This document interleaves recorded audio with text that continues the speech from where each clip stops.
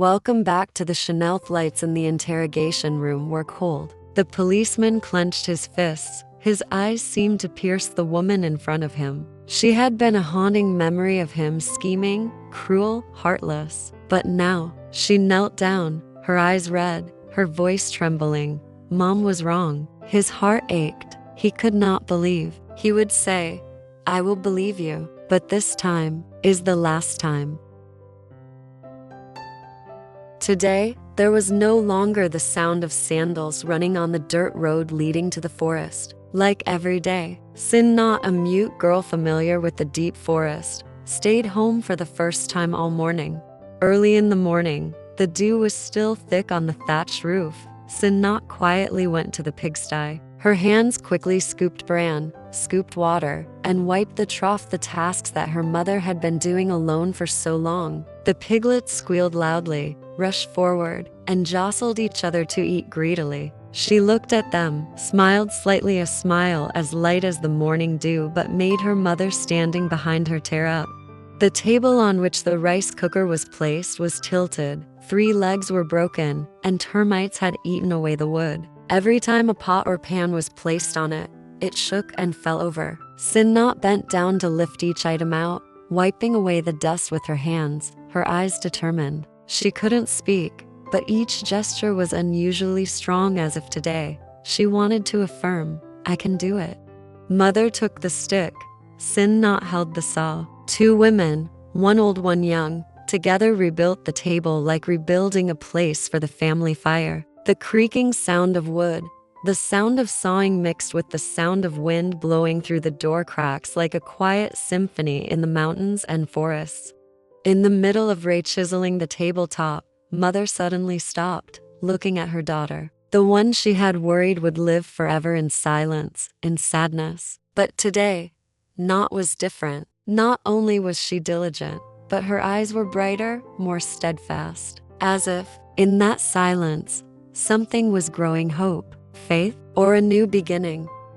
Noontime had come. It wasn't raining, but it was suffocatingly gloomy. The iron door was half closed, not a sound. Hang, the police officer who had always been steadfast in every case, today staggered home like a lifeless person. His shoes were covered in mud, his uniform was crumpled, his face was pale with fatigue and pain. He stood still at the door for a long time, as if he didn't dare to step in. Finally, as if pushed by an invisible weight, he slowly walked inside. As soon as he entered the living room, Hang collapsed. He sat down on the cold floor, holding his head in his hands, his whole body trembling. There was no longer the strength, no longer the cold, hard look of a man who had faced many criminals. Now, there was only a person who was extremely tired, exhausted both physically and mentally. The house was dead silent, and in the silence, there was only the heavy breathing of a man trying to get up in the darkness of his mind. The rice cooker had just run out of water. A thin wisp of smoke rose from the stove, mixed with the burnt smell of rice. Nhat startled and turned around, thinking it was just the stove. But then, bang, a heavy sound rang out. She turned to look at her mother. Their eyes met for a split second. Neither said anything, but at the same time both rushed out to the living room. Before they could get there, Nhat felt her heart sink as if something was wrong. The door was unlocked. The wind blew, causing it to hit the wall lightly. And right in the middle of the cold floor, Hang was sitting down, her arms hugging her head tightly, her body trembling. Nat's mother froze, and Nhat rushed forward, kneeling down beside her husband. She couldn't speak. She could only squeeze his arm. Her eyes were wide open, her lips trembling, full of panic. She shook him desperately. But Hang did not raise her head, only let out soft gasps, as if she were in a nightmare with no way out.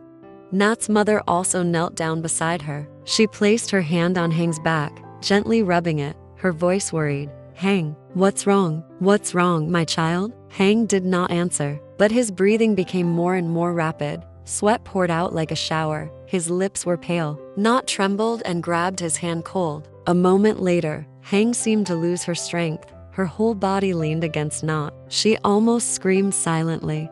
"Take him into the room, my child." Mother ordered in panic. Both of them helped hang up. He no longer resisted. His whole body went limp. His head fell on his wife's shoulder. Each step that brought him into the room was a heart-wrenching beat. Nhat squeezed her husband's hand so tightly that his fingernails dug deep into his skin. Her eyes were now burning, not from panic anymore, but from pain that could not be expressed in words. Putting him down on the bed, Nhat quickly took a towel to wipe his forehead. Her mother gasped. Could it be? Something happened at work? Nhat raised his head to look at his mother. Her eyes were filled with doubt and fear. Could it be? An old memory had come back? A truth buried in her subconscious? Hang still did not wake up, but his eyebrows furrowed. His hands gripped the edge of the sheet tightly, as if he was fighting with himself in a bad dream. As for Nhat, for the first time, he felt like he was about to lose him. Not because someone took him away, but because he was collapsing right in her arms. The ticking of the wall clock echoed in the silent room. No one spoke. Nhat's mother sat absent-mindedly on the edge of the bed, her hands tightly gripping the prayer beads, her mouth constantly whispering. Sinnhat was still sitting close to her husband, one arm hugging Hang, the other tightly gripping his hand, her eyes not blinking for a second. Then, Hang moved slightly. He blinked, slightly frowning. A small groan escaped from his dry throat. Nhat immediately leaned down, his eyes wide open, his whole body tense. Her mother also stopped chanting, rushing to her side. Hang, are you awake? Nhat's mother's voice choked. Hang sat up. He saw Nhat first. Her face was panicked. Her eyes were red as if she had been crying for an hour. Recognizing that gaze, Hang pursed her lips, letting out a soft sigh. I am fine. His voice was hoarse. Nhat immediately shook her head, her hands trembling with each beat. Even though she couldn't speak, her eyes seemed to scream, "Don't lie to me."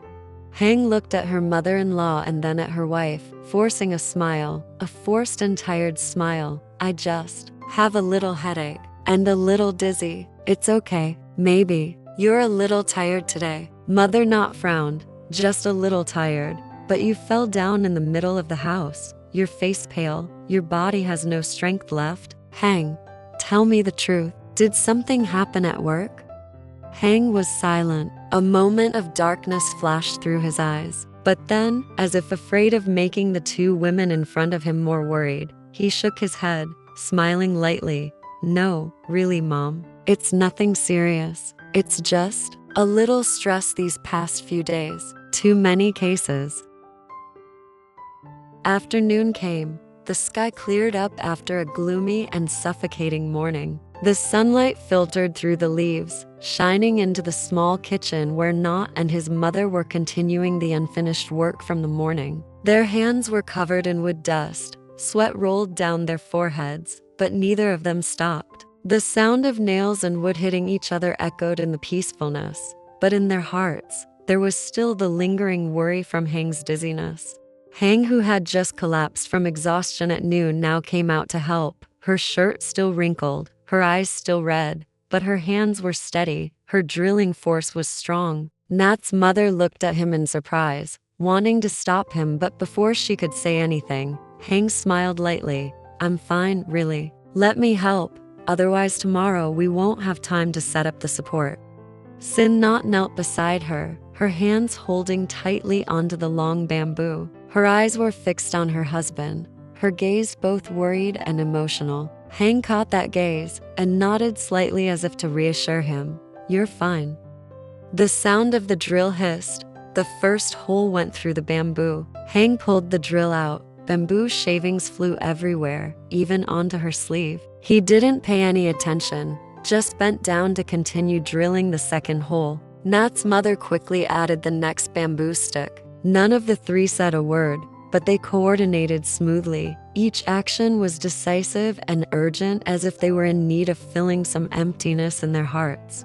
Late afternoon, the last sunlight of the day spread across the dirt yard, dyeing the newly drilled bamboo trunks yellow. Sweat soaked their backs. Everyone's hands were covered in wood dust and bamboo resin, but no one rested. Finally, came the most important step: assembling the bamboo trunks into a table.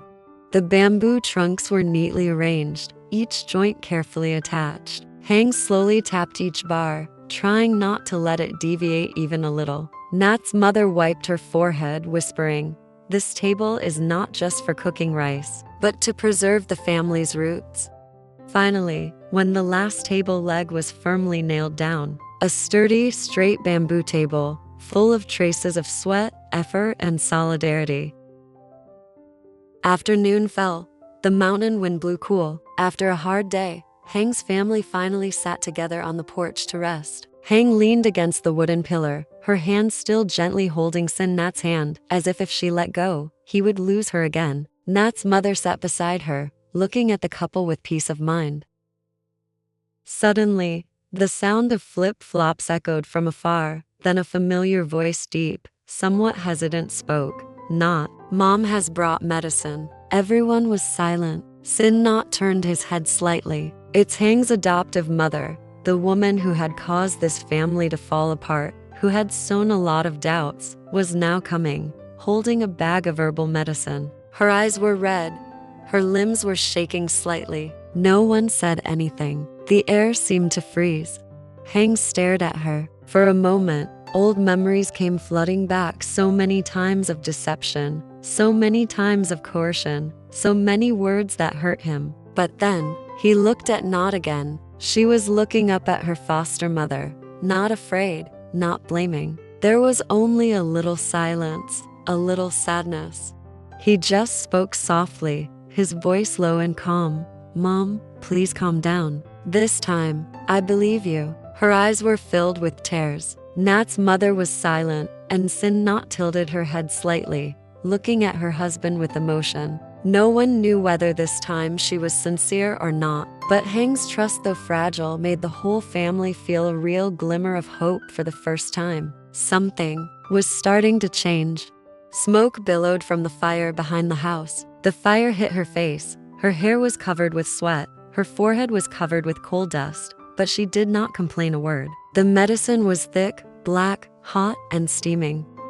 She hugged the bowl of medicine, carefully carrying it to the front porch where Nhat was sitting. "Nhat, drink it. It's still hot." Her voice was low and choked. The whole family fell silent. Hang frowned slightly, looked at her mother, then at her wife. Nhat slowly reached out to take the bowl of medicine. Her hand gently touched her adoptive mother's hand, cold but trembling.